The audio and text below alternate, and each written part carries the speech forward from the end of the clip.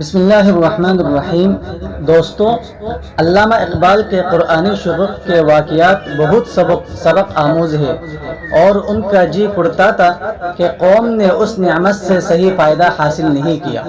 وہ قوم کے انحطاط کے اسباب بھی بیان کرتے ہیں۔ مثلا 3 اپریل 1916 کو لکھتے ہیں، میں نے مسلمانوں اور ہندوؤں کو گزشتہ دماغی تاریخ اور موجودہ حالات پر بہت غور کیا ہے، جس سے مجھے یقین ہو گیا ہے کہ ان دونوں قوموں کے اطباء کو اپنے مریض کا اصل مرض اب تک معلوم نہیں ہو سکا۔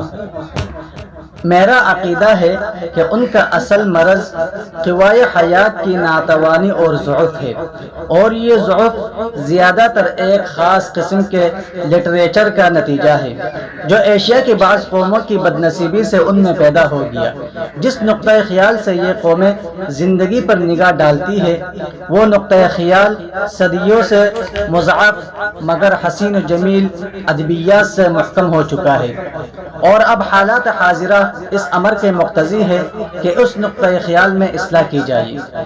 پھر 10 جولائی 1916 کو لکھتے ہیں، حدیث میں آتا ہے کہ جب اللہ تعالیٰ کسی کے ساتھ بلائی کا ارادہ کرتا ہے تو اسے دین کی سمجھ عطا کرتا ہے۔ افسوس کہ مسلمان مردہ ہے۔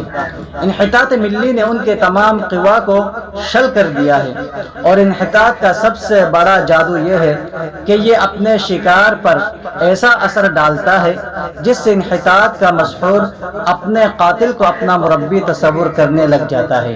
یہی حال اس وقت مسلمانوں کا حال ہے۔ پھر 19 جولائی 1916 کو لکھتے ہیں، تصوف کا سب سے پہلا شاعر عراقی ہے، اور تصوف کا سب سے آخری شاعر حافظ ہے۔ یہ حیرت کی بات ہے کہ تصوف کی تمام شاعری مسلمانوں کے پولیٹیکل انحطاط کے زمانے میں پیدا ہوئی، اور ہونا بھی یہی چاہیے تھا۔ جس قوم میں طاقت اور توانائی مفقود ہو جائے، جیسا کہ تاتاری یورش کے بعد مسلمانوں میں مفقود ہو گئی، تو پھر اس قوم کا نقطۂ نگاہ بدل جاتا ہے۔ ان کے نزدیک ناتوانی ایک حسین و جمیل شے ہو جاتی ہے، اور ترک دنیا موجب تسکین۔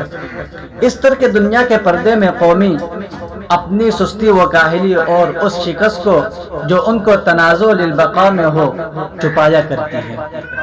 اسی لیے وہ چاہتے تھے کہ اسلامی مذہبی مسائل کے لیے ایک خصوصی تربیت دی جائے۔